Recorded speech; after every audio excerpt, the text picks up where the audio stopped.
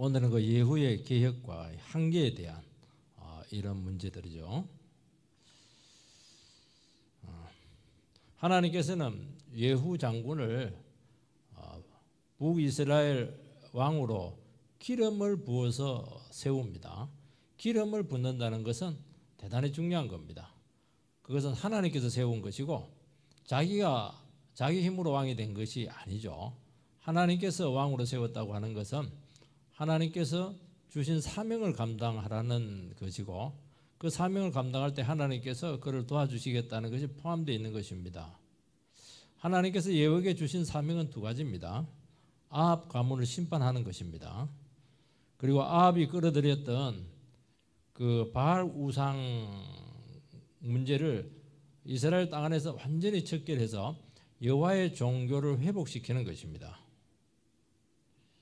그러니까 예후는 하나님의 심판을 수행을 하고 다시 한 번 더 이스라엘 백성의 본질이었던 말씀 신앙으로 나라를 부흥시키는 아주 중요한 그런 역할을 부여받게 되었고, 하나님께서 그것을 감당하도록 그게 특별히 기름을 부었죠.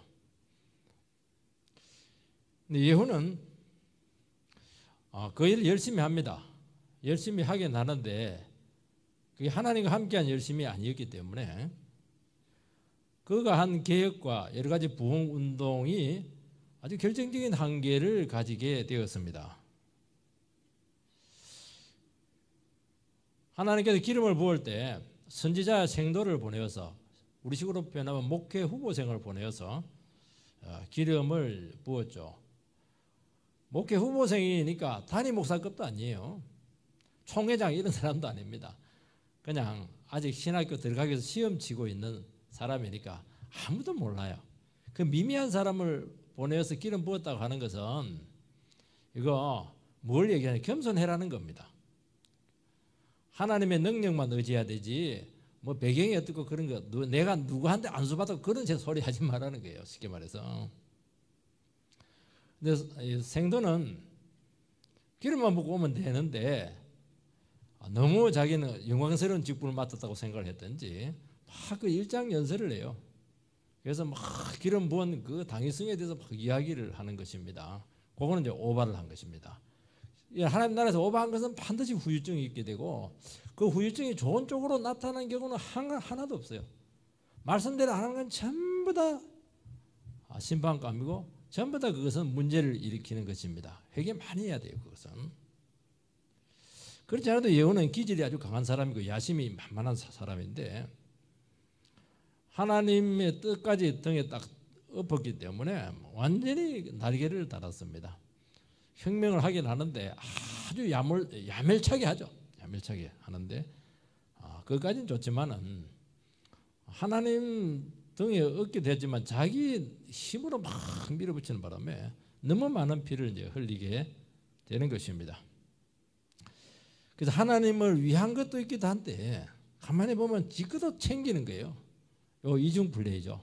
굉장히 하나님 싫어합니다. 순수해야 돼요. 이 사람은 순수하지가 않은 것입니다.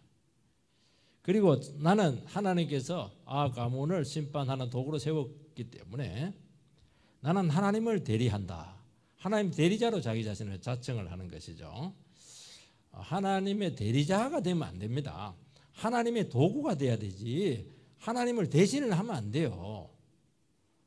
목사는 하나님의 말씀에 따라서 섬기는 것이지 내가 하나님의 대리자가 되고 이래라 저래라 해버리면은 하나님의 그런 권위를 가로채는 겁니다. 그거는 심판감입니다. 그것도. 하나님을 대리하게 되니까 굉장히 과단성 있게 일을 추진하게 되고 카리스마가 팍 올라가요. 그러면서 너무 인위적으로 그 뜻을 이제 성취를 합니다. 그래서 율법적 문자주의에 빠졌다. 그 말을 제가 아마 했을 것입니다. 문자주의를 하면 안 돼요. 하나님께서 일하시도록 해야 되지. 요 구절이 있구나. 요걸 내가 내 방식으로 그대로 해줘야지. 그거는 지가 하는 겁니다. 그거는 하나님의 말씀을 이용해서 지가 하는 겁니다. 그렇게 하면 안 돼요. 그래서 항상 말씀을 따라가야 되지 말씀을 자기가 주도해서는 안 되는 것입니다. 그래서 결국에는 자기가 주인공이 되고 하나님은 뒷전으로 밀리는 아주 그런 아이러니가 생기게 된 것인데, 이런 현상들이 실제로 그렇지 않은 세계에서 많이 이루어지고 있는 겁니다. 주를 위해서 막 하는데 자기가 하는 겁니다. 하나님은 어디 계셔? 그러면 저 뒤에 없어요. 안 보여요. 하나님 이름을 쓰긴 한데 하나님은 조연이고 자기가 주인공입니다. 그거는 하나님이 하시는 것이 아니거든요. 그 부분이 굉장히 중요한 부분입니다. 첫 번째는 아합의 그 정치 세력들을 완전히 이제 척결을 합니다. 그러니까 예후는 여호람 왕을 죽이죠. 그리고 그 어머니 이세벨을 또 죽입니다. 그리고 그 사돈 관계에 있었던 아하시야, 남유다의 그런 왕이 문병 왔다 그 사람도 다 죽여요. 그러면 이제 누가 남았느냐? 왕자들하고 그 아합 세력의 잔존 세력들이 남아 있습니다. 근데 이들을 죽이는데, 이들을 척결하는 데 있어서 세상의 정치술을 또 끌고 옵니다. 세상의 정치술은 거짓말을 많이 해요. 그리고 애매한 언어를 많이 써서 현혹을 시킵니다. 헷갈리게 만듭니다. 그리고 결정적인 권력을 써가지고 맹목적으로 충성을 요구를 합니다. 충성 안 하면 제거 대상이니까 충성을 요구하는 것입니다. 이런 것들이 전부 다 세상의 그 정치술이죠. 이제는 중요한 핵심 세력들을 이제 척결을 했었으니까 잔존 세력을 이제 없애야 되는 것입니다. 아합 가문의 그 정치적인 기반은 수도였던 사마리아입니다. 사마리아는 성이 난공불락의 성입니다. 굉장히 높은, 아마 가보신 분들은 아마 알 겁니다. 예루살렘하고 쌍벽이 이를 정도로 굉장히 요새 지역입니다. 그래서 이걸 정복하기 힘들고, 그리고 결국엔 싸움을 하게 되면은 예후 쪽에서도 피를 흘릴 수밖에 없어요. 그래서 아합은 사마리아로 가면서 먼저 편지를 거기 있는 귀족들하고 관리들에게 먼저 붙입니다. 2절 3절 너희 주의 아들들이 너희와 함께 가고 함께 있고 또 병거와 말과 견고한 성과 무기가 너희에게 있으니 이 편지가 너희에게 이르거든 너희 주의 아들들 중에서 가장 어질고 정직한 자를 택하여 그 아버지의 왕자에 두고 너희 주의 집을 위하여 싸우라 하였더라. 굉장히 고도의 심리전을 지금 쓰고 있습니다. 정복이 어렵고 피를 흘리기는 싫고 편지를 써서 좋다. 아합의 아들들 중이니까 왕자들이잖아요. 그 왕자들 중에서 어질고 정직한 사람을 왕으로 선택해라. 그리고 나에게 추천해라. 그럼 내가 선택해 주겠다. 뭐 그런 식이죠. 또 한편으로는 한 사람을 왕으로 세워서 나랑 대결하라는 겁니다. 내가 못마땅하면. 그런 식으로 들리는 겁니다. 왕을 세우라는 것인지 아니면 예후 자기가 붙으라는 것인지 굉장히 애매한 것입니다. 너희 주의 아들들 중에서 가장 어질고 정직한 자를 택해서 왕자에 앉혀라. 그리고 다시 아합 가문을 세워라. 이렇게 이제 편지를 쓰는 겁니다. 대결을 하라는 것인지 왕자를 세우라는 것인지 헷갈리죠. 이 편지를 받는 순간 정치 가서는 금방 합니다. 지금 권력의 향배가 예후에게로 기울었다는 걸 다 알고 있어요. 얼마나 초기 발달되는지 모릅니다. 금방 아래 말 안 해도 돼요. 결국에는 알았다고 우리는 예후에게 충성하겠다고 굴복합니다. 그러면 그 편지를 받고 나서 예후는 두 번째 편지를 그들에게 또 보내고 있습니다. 6절 읽어보면 예후가 다시 그들에게 편지를 붙이니 일렀으되 만일 너희가 내 편이 되어 내 말을 들으려거든 너희 주의 아들 된 사람들의 머리를 가지고 내일 이맘때 이스라엘에 이르러 내게 나아오라 하였더라. 여기다 아주 애매한 표현을 또 쓰고 있습니다. 정치를 하려면 분명한 표현을 쓰면 안 됩니다. 그러면 나중에 법적인 책임을 져야 됩니다. 그래서 흐릿하게 애매하게 긴가민가 이렇게 해야 돼요. 그래야 빠져나가거든요. 무슨 말을 쓰냐. 너희 주의 아들 된 사람들의 머리를 가지고 이스라엘 와라는 겁니다. 이스라엘은 지금 제2의 궁전이 있는 곳이거든요. 이게 이제 머리를 자르라는 거지 참수를 하라는 것인지 아니면 그를 모시고 이스라엘로 오라는 것인지 왕자를 모시고 오라는 것인지 헷갈리는 겁니다. 이거 원래 히브리 원문에는 내 주인의 아들들의 머리를 하나씩 치해라. 한 명씩 한 명씩 치해가지고 오라는 것인지 굉장히 혼동스러워요. 아니면 당장 목을 잘라버리라. 이러면 이제 이게 이제 그 살인 교사죄가 되거든요. 문제가 생겼을 때 이제 예후가 책임을 져야 되는 겁니다. 머리를 가지고 오라는 거예요. 머리를 팔을 가지고 오라는 것도 아니고 다리를 가지고 오라는 것도 아니고 사람을 죽이려면 이제 목을 쳐야 되잖아요. 심장을 빼올 수는 없으니까. 이게 굉장히 머리를 가져오라는 것이 머리를 세워서 데려오라는 건지 굉장히 혼동스러운 것이죠. 구체적으로 목 잘라라 그 명령을 안 내립니다. 그러나 귀족들하고 정치가들 관리들은 금방 무슨 말인지 간파를 합니다. 79의 머리를 가지고 다 잘라가지고 가지고 옵니다. 69개만 돼도 안 돼요. 반드시 70개, 한 명 때문에 안 되거든요. 그래서 다 가져와야 돼요. 70개를 다 가져와야 돼요. 예후는 모압 말을 구사하는데 이것이 아주 고도의 정치술이죠. 굉장히 야비한 것입니다. 듣는 사람들이 알아서 해석을 해서 알아서 처신해라 하는 겁니다. 그러면 이제 어떻게 되느냐? 그 편지를 받은 사람들은 알아서 충성심을 보일 수밖에 없습니다. 충성심 안 보이면 바로 죽입니다. 근데 나중에 이것이 문제가 돼가지고 정치적인 사건이 되게 되면은 그 정치적인 책임은 누가 지냐? 예후가 안 집니다. 예후는 명령을 안 내렸거든요. 그 지지를 안 잘랐거든. 누가 잘랐습니까? 그런데 귀족들이 관리들이 그냥 자기들이 알아서 자른 거예요. 그러면 책임은 또 자기들이 져야 돼요. 예후는 빠져나가는 겁니다. 머리가 굉장히 좋죠. 이 정도는 돼야 정치를 하는 겁니다. 여러분 정적을 제거할 때 보스들은 제거 명령을 절대로 안 내립니다. 자네 그 사람이 좋으면 그 사람 위해서 한번 일해봐. 한마디 툭 던져요.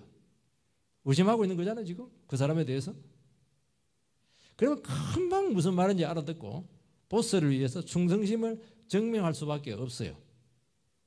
그래서 보스가 원하는 일을 알아서 다 처리해 줍니다. 그거 안 처리해 주면 자기가 목 잘리니까. 나중에 그 때문에 문제가 생기면은 책임져야 될 일이 생기면 보스는 나는 그런 말 한 적이 없다는 거예요. 모른다는 겁니다. 딱 잡았대요. 그 말이 틀립니까? 안 틀립니까?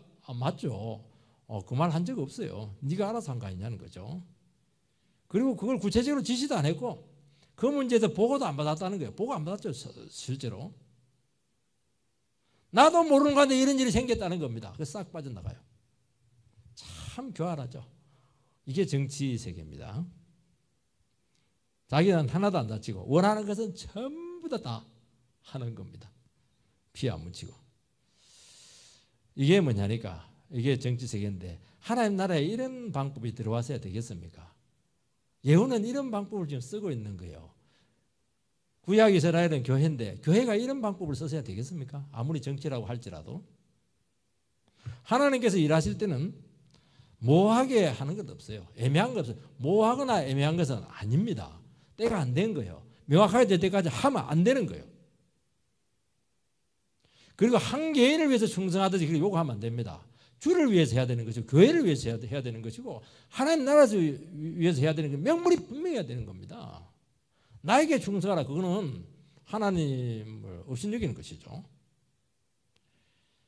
그리고 아주 곤란하고 어려운 문제일수록 하나님께서 역사하도록 기도하는 것이죠. 그 하나님께서 구체적인 뜻을 보여주실 때까지 계속 지혜를 구하는 겁니다. 하나님께 어떻게 역사하실까? 맡기는 것입니다. 하나님께서 뜻을 드러내실 때는 누가 봐도 정정당당하게 투명하게 그 문제를 처리를 하는 것입니다. 그럼 하나님께도 영광이 되고 모두에게도 기쁨이 되는 것이죠. 술을 쓰거나 밀실에서 야합을 하듯이 속임수를 쓰거나 충성을 강요하거나 그런 방법을 절대로 쓰지 않습니다. 결국 아합을 죽인 이 관리들, 그 70명의 왕자가 있으니까 선생님이 얼마나 많았겠어요. 왕자들을 가르치는 그 최고의 교수들인데, 교수들이 그냥 자기 제자의 머리를 자르는 거예요. 이거 세상에 이 정치입니다. 이거. 근데 목을 자른 그들이 어떻게 되면 그들도 처형이 돼요. 그러니까 이용만 실컷 당하고 껌처럼 버림을 받습니다. 왜냐하면 자기들이 목을 잘랐기 때문에 그게 다 만천하에 드러나는 공개적인 일이지 않겠습니까? 누군가 그걸 언젠가는 걸게 돼 있거든요. 그러면 책임을 온빡 뒤집어 쓸 수밖에 없는 겁니다. 참 이런 사설에 들어가면 안 되는 것이죠. 그러니까 하나님만 바라봐야 되지, 악한 자들과 손잡아 가지고 뭔가를 좀 이득을 취하겠다, 뭔가 사업 좀 하고 뭐 권력을 좀 누리고 손잡고 이래야 되겠다, 반드시 이 꼴 납니다. 이 꼴 나. 이게 멀리 있는 게 아니에요. 하나님하고 손을 잡아야 되지, 특히 악한 자와 손을 잡게 될 때, 악한 권력과 손을 잡게 될 때는 반드시 이런 꼴이 난다는 것이죠. 9절에서 10절 말씀, 이튿날 아침에 그가 나가서서 무 백성에게 이르되 너희는 어렵도다. 나는 내 주를 배반하여 죽였거니와 이 여러 사람을 죽인 자는 누구냐? 그런즉 이제 너희는 알라. 곧 여호와께서 아합의 집에 대하여 하신 말씀은 하나도 땅에 떨어지지 아니하리라. 여호와께서 그의 종 엘리야를 통하여 하신 말씀을 이제 이루셨도다 하니라. 79의 머리를 지금 가지고 왔습니다. 79의 머리 굉장히 무거워요. 이거. 그걸 이제 어떻게 예후가 처리하느냐? 처리 방식이 아주 놀라워요. 79를 35개, 35개 두 무더기로 딱 이렇게 나누어 놓습니다. 사람들을, 백성들을 모읍니다. 선포를 해요. 너희는 의롭도다. 그러니까 지금 벌어진 그 일은 너희들이 한 것이 아니다. 너희들은 관여하지 않았다. 내가 죄를 지었다. 그 얘기를 하는 겁니다. 너희는 의롭도다. 그 말 속에는 원래 뜻은 이런 것이 포함되어 있습니다. 나는 내 주를 배반하여 죽였다. 내가 죽였다는 거예요. 내가 내 주 왕을 배반해서 예후 내가 죽였다는 겁니다. 이걸 보면 참 예후는 솔직하네, 단호하네, 진실한 부분이 있네, 그렇게 생각할 가능성이 많습니다. 왜? 내가 이 모든 문제에 대한 책임이 있다는 것을 공개적으로 선포하는 것이거든요. 예후는 다른 사람에게도 참 단호하지만은 스스로에 대해서 굉장히 단호하구나, 그런 인상을 줄 수가 있습니다. 아니에요. 내가 모반을 하고 주인을 죽였다면 어떻게 해야 되겠습니까? 당당하게 말하면 안 되죠. 일말에 뭐 후회하는 모습이라도 보이든지 회개하는 모습이라도 보이든지 뭐 머리를 떴든지 뭐라도 있어야 되는데 뭐 당당하게 너희들 어렵다. 내가 주인을 배반해서 죽였다. 큰 소리 치는 거예요. 그거는 웃기는 겁니다. 그거는 사람을 더 조롱하는 거예요. 쉽게 말해서. 큰 소리로 자기를 비난하고 모반자로 인정을 합니다.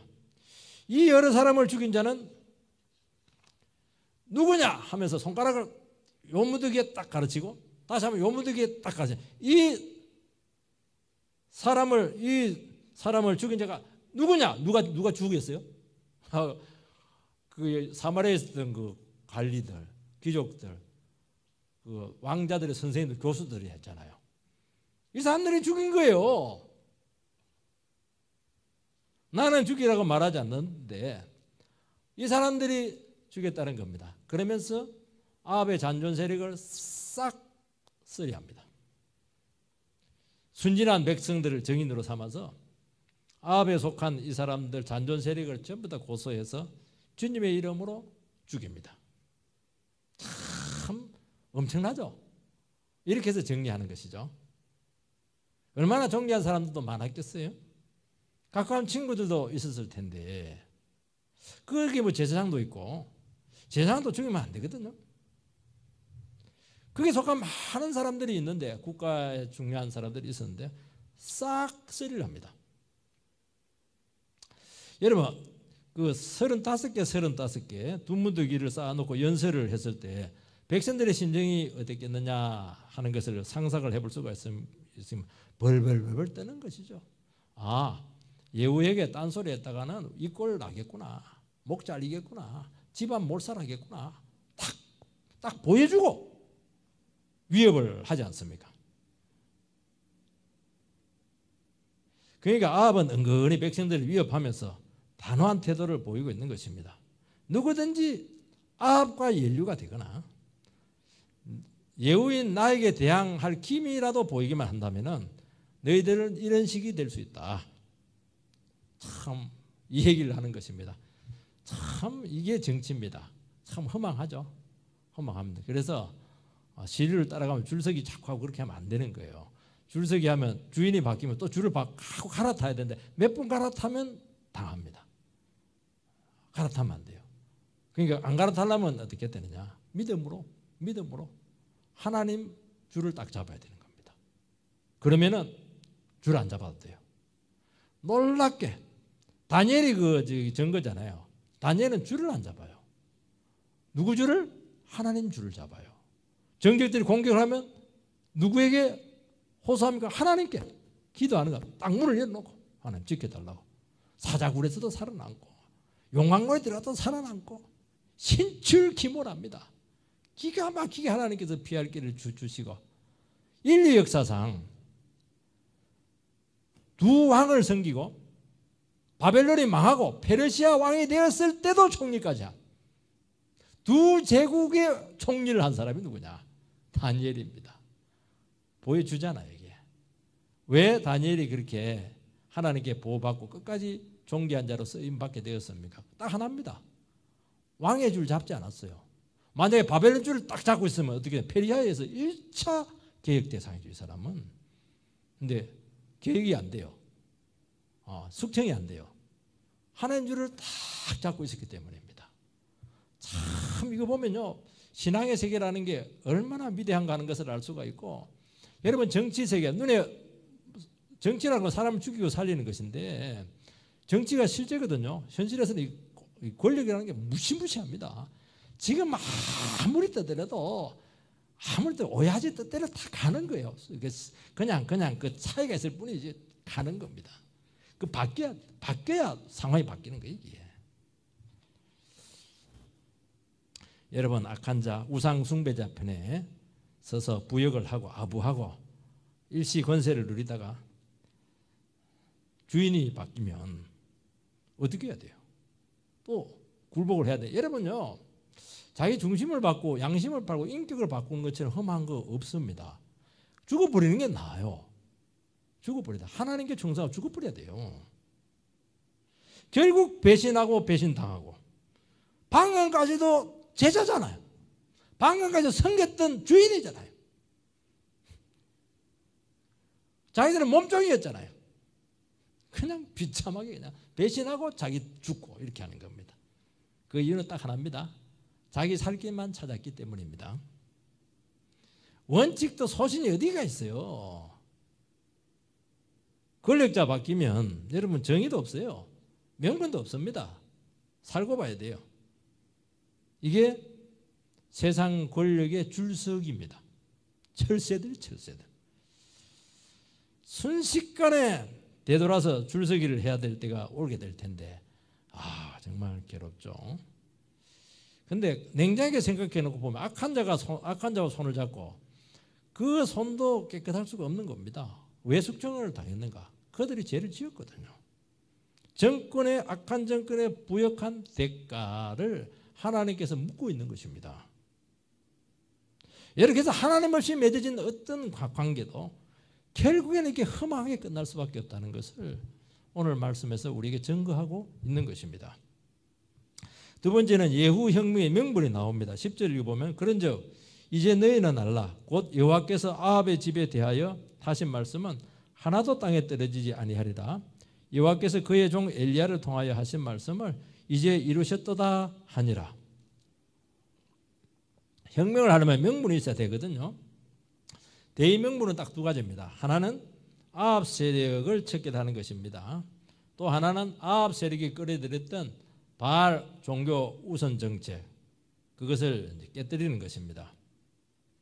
예후가 하나님이 엘리야를 통해서 아합 집에 심판을 내리겠다 한 그 말씀은 이스라엘 백성들이라면 누구나 다 알고 있습니다. 지금은 엘리사 선지자 때거든요. 엘리사 선지자 선생님이 이제 엘리야니까 엘리야 때 이미 그 심판이 선포가 되어 있었기 때문에 다 알고 있어요. 그러면서 예후는 어떻게 하냐? 엘리야 선지자를 통해서 하나님께서 아합 가문에 대해서 심판 예언했던 이것이 하나도 땅에 떨어지지 않고 다 이루었다고 백성들에게 공개 선언을 합니다. 이 명분을 이제 그때 백성들에게 이렇게 선포하는 것이죠. 여러분, 예후가 정말 하나님의 뜻을 잘 이루어 드린 주의 종이다, 이런 착각을 백성들에게 지금 주고 있습니다. 이게 이제 요즘으로 말하면 포퓰리즘입니다. 원래 정치라고 하는 것은 시스템을 통해서 하는 것이거든요. 법의 원리를 통해서 게임이에요, 게임. 정치는 게임입니다. 게임을 잘해요. 게임을 하려면 제일 중요한 게 룰이 중요한 것입니다. 그 룰을 따라서 정치를 해야 이게 안전한 거예요. 룰을 반칙을 하면 안 되거든요. 포퓰리즘은 룰을 없애는 겁니다. 그리고 법의 원리도 없애는 거예요. 직접 백성들을 상대를 하는 겁니다. 감성을 통하든지 아니면 호소를 하든지 이렇게 가지고 그렇게 그 룰을 없애버리게 되면 이게 굉장히 무서운 폭력으로 바뀔 수밖에 없어요. 그러니까 혁명 명분이 엘리야를 통해서 주신 그 예언을 지금 쓰고 있습니다. 백성들이 굉장히 혼동이 되는 겁니다. 정말 이것이 하나님의 뜻이 이루어진 것인지 아니면 예후가 하는 짓을 보니까 완전히 야망인데 정치 권리가 완전히 눈독이 든 사람인데 과연 이 야욕에 의한 것인지 정말 하나님의 뜻이 이루어진 것인지 굉장히 혼돈이 오는 것입니다. 그래서 우리가 이 사회에서 이루어지는 거 보면 진짜 이게 나라를 위한 것인지 공의를 위한 것인지 아니면 이 개인적인 야욕인지 이게 굉장히 혼란스러운데 그 전부 다 이것은 잘못된 거예요. 포퓰리즘, 쉽게 말해서. 그러니까 예후의 혁명의 맹점은 뭐냐? 투명성의 부족입니다. 모든 것이 모호해요. 모든 것이 흐릿해요. 안개 속을 걷는 것 같습니다. 하나님을 위한 것 같은데 정치적인 계산이, 고도의 계산이 지금 숨어 있습니다. 하나님이 선명히 드러나지 않아요. 100% 하나님의 영광을 위해서 했으면요, 자기는 없어지고 하나님만 더 드러나거든요. 그러니까 말씀의 역사가 나타나지 않습니다. 왜냐하면 자기가 다 했으니까. 명분만 하나님 끌어들이고 자기가 다 한 거예요. 그게 무슨 하나님께서 하신 일입니까? 여러분, 하나님은 모호한 중에 절대로 역사하지 않습니다. 하나님 제일 싫어하는 거 늘 얘기했잖아요. 섞이는 거 제일 싫어합니다. 비빔밥, 뭐 볶음밥 이런 거 굉장히 싫어해요. 막 섞어가지고 섞어작으로 하고 이런 거 되게 싫어해요. 순수해. 여러분, 하나님과의 관계가 투명하지 않으면 하나님께서는 반드시 침묵하시고 절대로 그 문제에 개입하지 않습니다. 그리고 우리 개입하는 거 하나님 도와달라는 것도 있지만은 내가 하나님 앞에 정말 깨끗한가? 100% 하나님 말씀대로 하고 순수한가? 그것을 질문해야 되는 것입니다. 그것만 하나님께서 딱 인정을 받으면 그 문제는 이미 끝난 거예요. 해결이 끝난 거예요. 시간 문제예요. 아무리 주의 이름을 부르짖고 말씀을 부르짖을지라도 하나님하고 아무 상관이 없습니다. 왜냐하면 그 속에 너무 오억이 많아요. 정치적인 계산이 너무 많아요. 이기적인 동구가 너무 많은 거예요. 자기 욕심이 막 들어있어요. 자기 영광이 막 들어있어요. 그럼 주님께서 나 그거 안 할란다. 네하고 내 영광 갈라먹게 하기 싫다는 거예요. 하나님은 하나님 우상하고 동급되는 거 싫어하거든요. 하나님 100% 자기에게 영광 오기만 원하고 있는 것입니다. 나는 네하고 갈라먹기 싫다는 거예요. 그건 인간들이 하는 것이라고 말씀하고 있는 것입니다. 확실한 태도를 보이라는 것입니다. 이것을 보면 이제 세례 요한이 참 대단합니다. 예수님이 자기보다 뒤에 온 사촌 동생뻘인데 어떻게 보면은 인기는 막 세례 요한이 최고입니다. 세례 요한 막 정말 스타죠. 이스라엘의 스타 중에 스타 이렇게 했는데 예수님 완전히 무명입니다. 갈릴리 완전히 깡총 출신이잖아요. 그럼 예수님 보고 나서 백성들 앞에 뭐라고 했습니까? 그는 흥해야 되겠고 나는 세해야 하리라. 나는 그분의 신들매 풀기도 감당하지 못하겠다. 여기서 뭐 한 게 뭐가 있습니까? 이분은 신이고 나는 인간이다. 나는 사라져야 된다. 나는 소리에 불과하다. 세례 요한의 말 중에 헷갈리는 거 하나도 없어요. 그러니까 부흥이 나타나는 것입니다. 여자가 낳은 중에서 최고로 큰 자죠. 이 사람은.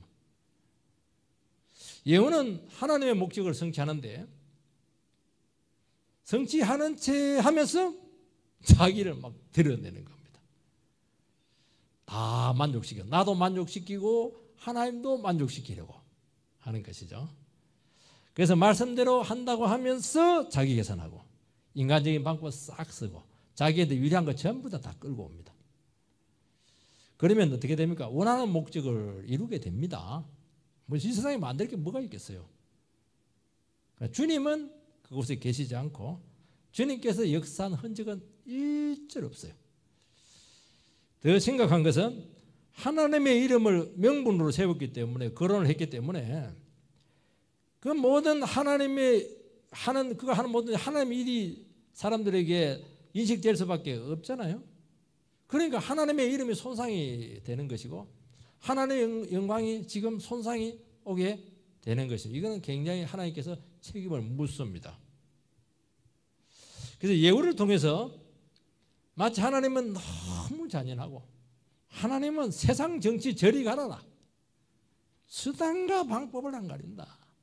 눈 밖에 나면 막 그냥 목 그냥 79 막 찰나버린다. 그냥 너무 욕심이 많다. 막 그냥 사랑이라고 눈꼽만큼도 없다. 막 이런 오해를 백성들에게 주게 되었다는 것입니다. 하나님 어떻게 그런 분이세요? 한 영혼을 천하보다 귀하게 여기시고 정말 절대 포기하지 않고 마지막까지 기회를 주시는 분이신데 이런 하나님의 모습이 전혀 안 나타나는 거예요.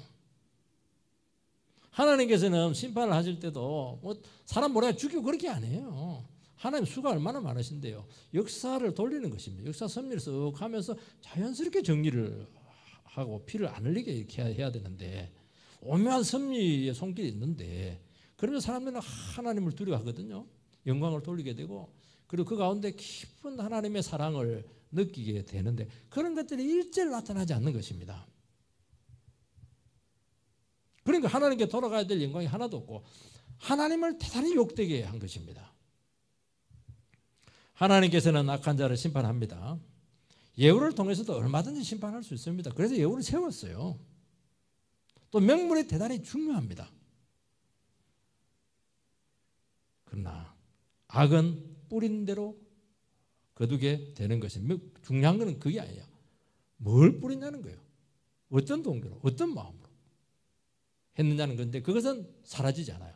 악을 뿌리면 악이 나옵니다. 불신을 뿌리면 불신의 열매가 맺히는 겁니다. 그것은 속일 수가 없어요. 그건 100% 맞아요. 그게 두려운 것입니다. 반드시 꼬리가 잡히게 되어 있습니다. 좀 예후가 진짜 하나님을 두려워하고 경외했다면 그 반대 세력들이 어떻게 하겠습니까? 봉기하죠. 스스로. 뭔가 모략을 꾸미게 될 겁니다. 그러면 하나님께 가르쳐줘요. 그러면 자연스럽게 숙청하면 끝나는 것이거든요. 얼마든지 합법적으로 처리할 수 있는 길이 있습니다. 예후가 조금만 더 기다리고 하나님의 때를 좀 기다리고 또 그 문제를 좀 맡겼으면은 이렇게 되지는 않거든요. 이런 문제들이 우리에게 너무 많다는 겁니다. 믿음이 없어가지고 욕심이 많아서 이렇게 하는 것입니다. 세 번째는 이 반바알 정책이 나타납니다. 예후는 종교개혁을 단행을 합니다. 그러면서 레갑 후손들과 손을 잡습니다. 15절 16절 예후가 거기서 떠나가다가 자기를 맞으러 오는 레갑의 아들 여호야답을 만난지라 그의 안부를 묻고 그에게 이르되 내 마음이 내 마음을 향하여 진실함과 같이 내 마음도 진실하냐? 요나답이 대답하되 그러하니이다. 이르되 그러면 나와 손을 잡자. 손을 잡으니 예후가 끌어 병거에 올리며 이르되 나와 함께 가서 여호와를 위한 나의 열심을 보라 하고 이에 자기 병거에 태우고 레갑 족속이 나오는데 성경 레갑 족속은 참 귀한 그런 부류로 취급이 되고 있습니다. 레갑 족속은 누구냐니까 출애굽 때 모세의 장인 이드로의 그 겐 족속이 있습니다. 그 겐 족속의 후속의 한 부류예요. 이 사람들은 모세를 만나고 난 후부터 율법에 대해서 아주 놀라운 반응을 하게 되는데, 우리는 가나안에 들어가면 신앙이 썩을 수가 있다. 순수성을 잃어버릴 수가 있다. 그래서 가나안에 들어가더라도 광야의 신앙의 원칙을 그대로 지켜야 된다는 것을 선포했던 사람들이죠. 신앙의 순수성에 목숨을 건 사람들입니다. 이 사람들이. 그래서 이 사람들의 신앙은 굉장히 보수적이고 정통성을 가지고 있죠. 그런데 이 사람들은 신앙만 가지고 있는 것이 아니고 삶 자체가 순수했어요. 금욕 생활 방식, 그러니까 광야 삶의 원리를 그대로 그들은 가나안 땅 축복의 땅, 가나안 땅은 농경사회거든. 농경사회면 안정이 되는 겁니다. 그리고 부가 축적이 되고 문화가 이게 편리하게 되거든요. 그런데도 불구하고 그 농경 문화 혜택을 거부합니다. 포도주도 안 마시고 재산도 소유하지 않고 힘든 유목 생활을 고수를 합니다. 여러분, 뭔가 쌓이려면 돌아다니면 안 되거든요. 목축 하는 사람들은 돌아다니니까 쌓이는 게 없는 거예요. 여러분, 아합의 바알 숭배는 우상을 끌어들이는 정도가 아니고 나라 전체를 방종과 사치와 부도덕과 광란으로 몰아넣었습니다. 우상 숭배가 무서운 이유가 뭐냐? 단순히 우상이 아니에요. 돌덩어리가 아닙니다. 나무 조각이 아니에요. 그게 정신을 썩게 하고 생활 전반에 부도덕과 미신과 무지와 방종과 폭압이 반드시 따라오는 것입니다. 그래서 한 나라의 어떤 우상이 딱 그 통치 이념으로 들어오게 되면 반드시 이쪽 길로 가요. 이데올로기도 우상입니다, 여러분들. 북한의 주체사상 우상이잖아요. 우상이 하나님의 자리로 반드시 올라가게 돼 있고 절대적인 영향력을 행사하게 돼 있고 그때부터 영혼을 지배를 하는 것입니다. 그래서 정치 세력들 중에서 정통성이 약하거나 지지 기반이 굉장히 약한 그런 정권들은 반드시 그 우상 숭배적인 요소를 끌어들이게 되어 있습니다. 왜 그걸 끌어들여야 되니까? 그렇게 해야 백성들이 이게 많이 잘 먹게 더 어려요. 백성들의 정신이 또박또박하면 안 되거든요. 완전히 분별 있고 이렇게 하면 안 되니까 흐릿하게 만들어야 되니까 그야말로 좀 이렇게 우민화를 시켜야 통치가 쉽기 때문에 반드시 우상 숭배적인 요소를 끌어들일 수밖에 없습니다. 그래서 백성들이 더 음란하게 하고 세속에 빠지게 하고 오락이나 술이나 도박이나 미신에 빠지게 막 그렇게 하는 겁니다. 그래서 사회가 급격하게 부패할 수밖에 없습니다. 정치 문제에 그래야 관심을 안 가지거든요. 그리고 반대 세력은 탄압을 하고 반대 세력이 누굽니까? 정신이 그 가운데서도 뭐 또박또박한 사람들이 있어요. 그 사람들 반드시 탄압합니다. 그리고 애매한 사람들은 막 물질적인 혜택을 막 줘버려요. 입을 딱 막습니다. 그래야 말을 안 하니까 말하면 안 되거든. 그러면서 점점 백성들의 의식이 어두워지게 되는 것입니다. 예후는 계획을 하고 혁명을 하면서 순수한 레갑 족속이 필요했습니다. 얼마나 선명해요. 얼마나 정말 그 사람들 손 잡으면 막 혁명의 선명성이 막 생기는 겁니다. 불의와 우상과 음란에 타협하지 않은 그 순수한 정신과 신앙이 딱 그의 편이 되었던 것이죠. 오늘 우리 사회도 우리 때만 해도 대학생들이 좀 레갑 족속 같은 사람들이 많았는데 요즘은 대학생들이 레갑 족속 같지가 않아. 순수성이 좀 떨어진 것 같아요. 불의와 타협하죠. 이래야 되는데 나라가 이 부분이 잘 안 보여서 저는 이게 참 정말 기도 제목이다. 저 생각을 좀 많이 하고 있어요. 또 뭐 코로나 때문에 모이지도 못하지만 여러분 이스라엘의 형편이 어떻게 돼? 위로부터 방종이 온 겁니다. 위가 썩어버려. 윗대가리가 썩은 거예요 지금. 거기가 뭐 음란해요. 거기가 우상으로 있다 보면 사회 전체가 지금 부패했어요. 그걸 레갑 족속의 후손 여호나답은 이런 분위기에 더 반동적일 수밖에 없는 거예요. 속이 타는 거지 이 사람은. 포도주를 안 먹어요. 광란과 방종에 대한 거역입니다. 이것은 거부하는 몸짓을 하고 이스라엘 사회와 싸우고 있는 거예요. 직장에서 술자리 안 해요. 뇌물 안 받아요. 깨끗하게 홀로 살아갑니다. 그거는 이 사람이 뭐 신앙 양심을 지키는 것도 있지만 사실은 그 사회에 대한 몸부림이죠. 도전인 거예요. 이거는 거부의 몸짓이죠. 근데 요나도에 딱 보니까 특별한 인물이 하나 등장했습니다. 예후. 잔인해요. 가혹해요. 그런데도 이런 사람들은 이거 좋아해요. 왜냐하니까 엄격한 하나님의 법을 집행하는 이 사법관의 모습이 보이는 겁니다. 이 사람하고 손잡으면은 사회를 개혁해낼 수 있겠구나. 이런 소망이 있었으니까 손을 잡죠. 이 사람이. 한 장군의 야심에 찬 반역이 아니고 하나님을 섬기려는 순수한 갈망을 봅니다. 왜냐하면 이걸 너무 갈망하니까 그 어떤 부분을 못 본 거예요. 이 요나답이. 예후의 그 드러난 부분만 본 겁니다. 기꺼이 손을 잡죠. 예후에게는 종교 부분에 대한 계획의 메시지를 딱 던지는 것입니다. 그래서 바알 세력들 일거에 또 소탕을 해요. 그러니까 예후는 정치 계획만 한 것이 아니고 종교 혁명까지 성취를 합니다. 여러분, 종교 혁명은 정치 혁명보다 훨씬 무섭고 잔인하고 어려운 문제입니다. 왜냐하면 이게 영혼의 문제가 달린 문제고 진리의 문제이기 때문에 진리는 절대성을 가지고 있기 때문에 한쪽을 완전히 쓸어버려야 되는 것이죠. 그런 일들이 또 이루어지게 되는 것입니다. 그래서 뒤에 가서는 완전히 또 종교 세력을 좀 쓸어버리게 되는 것인데 이것이 뭐냐니까 예후의 개혁의 한계였다 하는 것을 알게 되고 그런 가운데서 하나님께서 또 쓰세요. 그러다 써가지고 예후니까 또 그 일을 해내는 거예요. 그건 그거고 잘못한 건 잘못한 것이고 책임을 묻습니다. 그래서 예후가 기름 부었으면 영원히 다윗처럼 통치를 해야 되는데 통치 못하다 딱 4대에 끝납니다. 왜냐하면 이 불순물이 너무 많이 들어있기 때문에 그렇게 하는 겁니다. 그래서 여러분들께서 정말 오래오래 쓰시기 위해서는 바로 예후처럼 해서는 안 돼요. 정말 100% 철저하게 하다가 안 되는 건 어쩔 수가 없는 거예요. 그거는 뭐 어떻게 하겠어요. 그렇지만은 아예 그걸 작정하고 그렇게 하면 안 되는 겁니다. 수명이 굉장히 짧거든요. 그렇게 해서 젊을 때부터 지금부터 철저하게 말씀으로 훈련하는 법을 꼭 배우시기를 주의 이름으로 축원드립니다.